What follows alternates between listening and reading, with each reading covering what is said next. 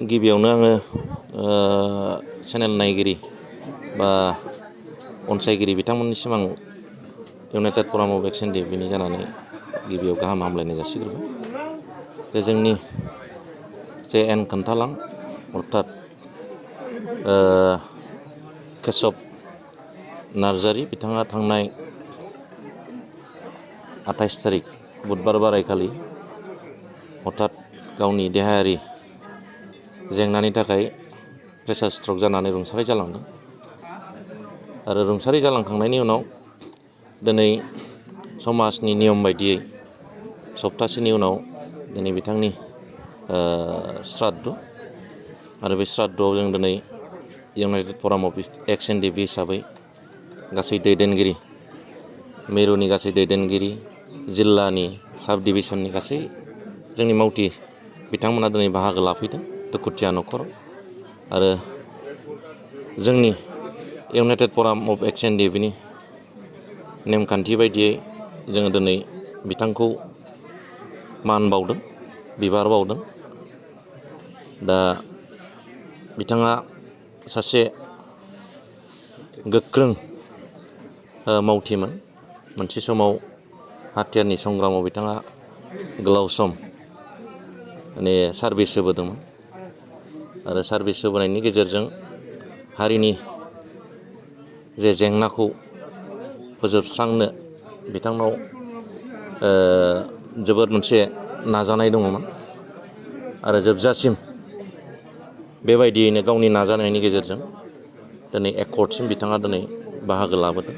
दा एकर्ड जाखांनायनि उनाव मोजां मोनसे सम थासारियाव मोननायावसो बिथाङा दिनै हरखाबै रुंसारि जानायाव जोङो एज ए कमरेड्स बा जोङो united forum of action day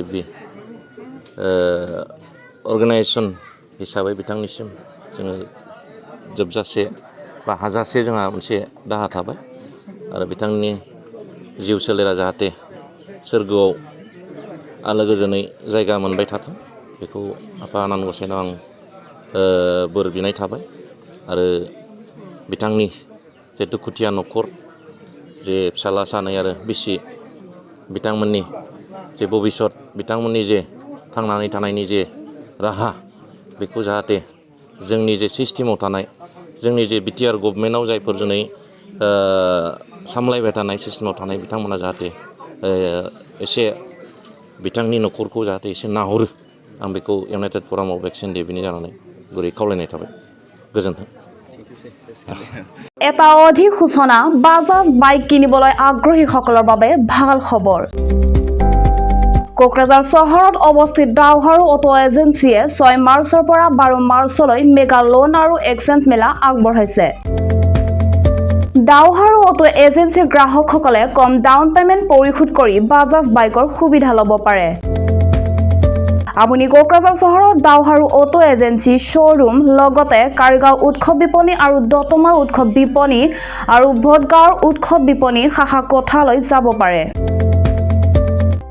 বাজাজৰ bike উৎসাহীসকলে তেওঁলোকৰ বাইক আৰোহীসকলৰ বাবে এটা বিনামূলীয়া নিশ্চিত উপহাৰ লাভ কৰিছে। 2টা হেলমেট মুক্ত 5 লিটাৰ পেট্ৰল ফ্ৰী বাইক গ্ৰাহক বিনামূলীয়া নিশ্চিত উপহাৰ আৰু বিনিময় অফাৰৰ সৈতে। আন এটা ভাল বিকল্প হ'ল আপুনি 500 টকা পৰিশোধ কৰি ইচ্ছামতে বাজাজ বাইক এখন কিনিব পাৰে আৰু 5% হ্ৰাস কৰিব পাৰে। আপুনি 6000399187 অধিক জানিবলৈ 8822018193 নম্বৰত ফোন কৰিব পাৰে।